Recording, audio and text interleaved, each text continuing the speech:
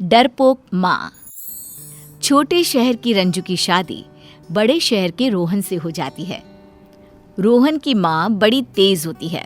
देख रंजू, सारा काम आज से तू करेगी और हाँ, दिन में मेरे पैर भी दबाएगी। जी माँ जी। रंजू घर का सारा काम करती, सास की सेवा भी करती। और सास, मैं राशन लेने जा रही हूँ, घर का सारा काम कर लेना। और हाँ, वो मिश्रा आएगा, पैसे देगा, ले लेना। कैसे पैसे सासू माँ? वो हम लोगों को पैसे क्यों देगा? चुप, ज्यादा हवलदार बनने की कोशिश ना कर। जो कहा है वो कर देना बस। रंजू को सास से बहुत डर लगता। छोटी उम्र में शादी, तेज तर्रार सास और पति का काम ऐसा कि आज भी बस 200 रुपये की ही दुकानदारी हुई है। न जाने कब किस्मत जागेगी। सारा दिन आप घर पर नहीं रहते। सासू माँ भी इतना गुस्सा करती हैं। कल तो मुझे मारने के लिए फूलदान भी उठा लिया था। अरे तो क्या करूं मैं? तुम जानती हो ना कि मेरा काम अभी सेटल नहीं हुआ। मकान भी माँ के नाम पर है और ऊपर से माँ की कमाई से ही तो घर चल रहा है। बहू को पति की बात पर आश्चर्य होता है। मम्मी जी की कमाई? पर वो तो सारा दिन घर पर ही रहती हैं। उनकी कैसे कमाई? हाँ, एक आदमी आया था, माँ जी को पैसा देकर गया। ये कौन से पैसे हैं जी? माँ का काम है पैसों को ब्याज पर देना। वो लोगों से ब्याज वसूलती है। वो क्या कहता है, इंटरेस्ट। हाँ, लेकिन ये काम तो ठीक नहीं है। इसमें तो पैसे डूब सकते हैं। अरे तुम छोड़ो ना, हमें क्या। बस तुम तो भगवान से मनाओ कि मेरा काम चल पड़े, तो हम इस घर से अलग हो जाएंगे। ये शब्द सुनकर रंजू खुश हो जाती है। मैं ना वैसे भी डर डर कर जिंदगी नहीं जी सकती। मैं कल से ही तुम्हारी तरक्की के लिए भगवान का व्रत रखूंगी। कहते हैं ना, सच्चे मन से जो मांगो वो पूरा होता ही है एक दिन। रंजू, मुझे एक बहुत बड़ा कॉन्ट्रैक्ट मिला है। माता रानी ने सुन ली हम लोगों की। हाँ हाँ, तेरी ही सुनी है। मैं तो माँ हूँ, मैंने कभी कुछ मांगा ही नहीं ना मेरे बेटे के लिए। जाकर चाय लेकर आ। और हाँ, वो 10 किलो नारियल रखा है किचन में, घिस देना। शाम को मिठाई बनानी है, पूरे मोहल्ले को बांटूंगे मिठाई, मेरा बेटा। बहू क्या करती, लग जाती है काम पर। रात को उसके हाथ में इतना दर्द होता है कि अरे क्या जरूरत थी, बाजार से मिठाई ले आते। मैं समझ रहा हूँ कि माँ के साथ अब तुम्हारा गुजारा नहीं है। सुहन पास ही में एक बड़ा मकान खरीद लेता है। माँ, तू भी चलना हम लोगों के साथ।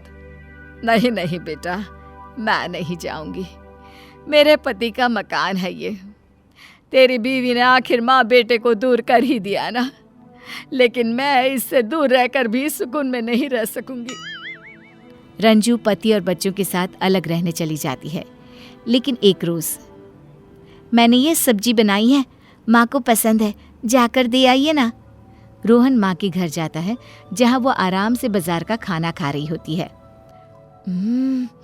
क्या महक है माँ, ये तो राजेंद्र के मशहूर छोले भटूरे हैं ना। माँ, मैं भी खाऊंगा। हाँ हाँ, खा ले। वैसे कैसे आना हुआ? वो रंजू ने ये सब्जी बनाई थी, कह रही थी आपको पसंद है, दे आऊं, इसलिए आया हूँ।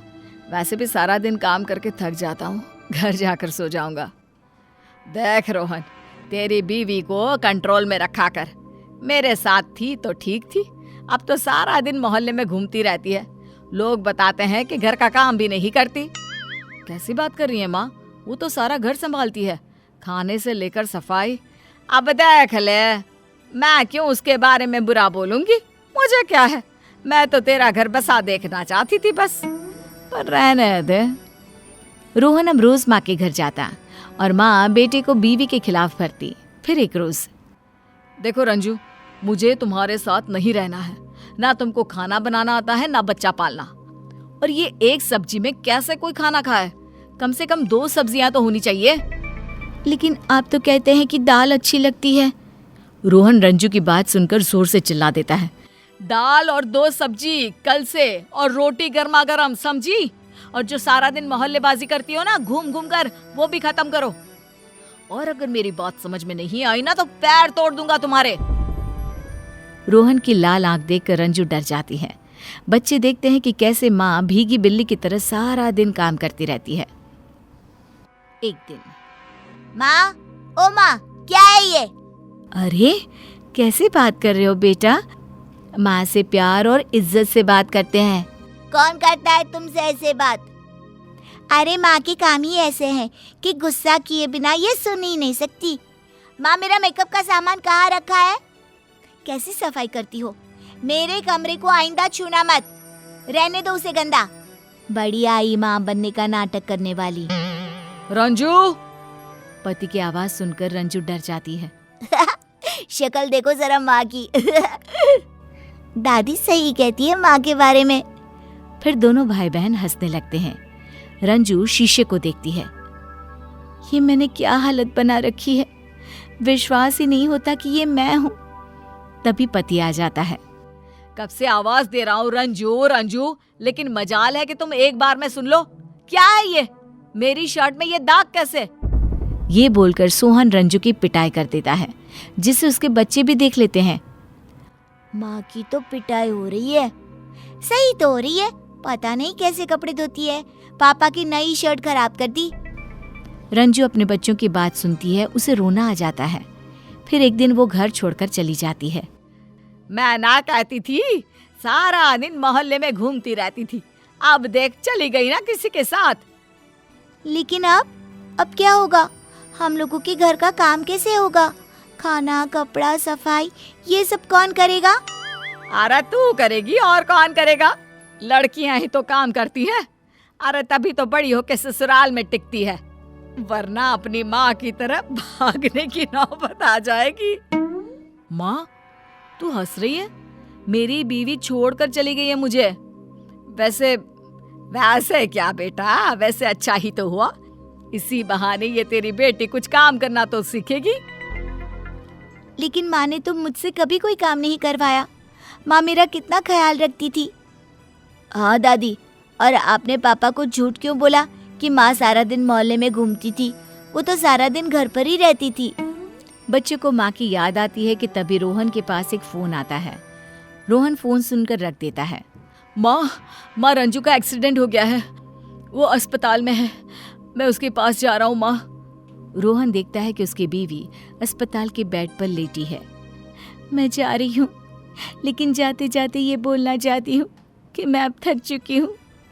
मुझ में अब जिंदगी जीने की हिम्मत नहीं रही। मैं एक डरपोक बहू, डरपोक बीवी बनकर जी सकती थी, लेकिन डरपोक माँ बनकर नहीं। इतना कहते ही रंजू की आंख हमेशा के लिए बंद हो जाती है और रोहन रोता रह जाता है।